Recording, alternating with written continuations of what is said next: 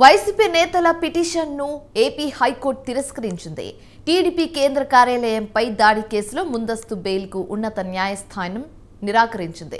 ప్రస్తుత సీఎం అప్పటి ప్రతిపక్ష నేత చంద్రబాబు నివాసంపై దాడి కేసులోనూ ముందస్తు బెయిల్కు హైకోర్టు నో చెప్పింది. దీనిపై సుప్రీంకోర్టులో అప్పీల్ చేసుకునే వరకు అరెస్టు చేయకుండా ఆపివేయాలని వైసీపీ నేతలు విజ్ఞప్తి చేశారు. అరెస్టు నుంచి మినహాయింపు ఇవ్వద్దని టీడీపీ తరఫున న్యాయవాదులు కోర్టును కోరారు. దీనిపై మధ్యాహ్నం తర్వాత హైకోర్టు నిర్ణయం వెలువరించనుంది.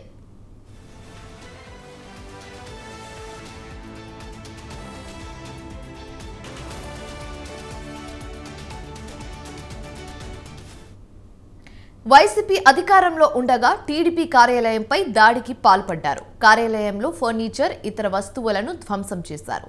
ఈ కేసులో మాజీ మంత్రి జోగి రమేష్, ఎమ్మెల్సీలు లేళ్ల అప్పిరెడ్డి, తలశీల రఘురాం, మాజీ ఎంపీ నందిగం సురేష్, వైసీపీ నేత దేవినేని అవినాష్ తదితరులు నిందితులుగా ఉన్నారు.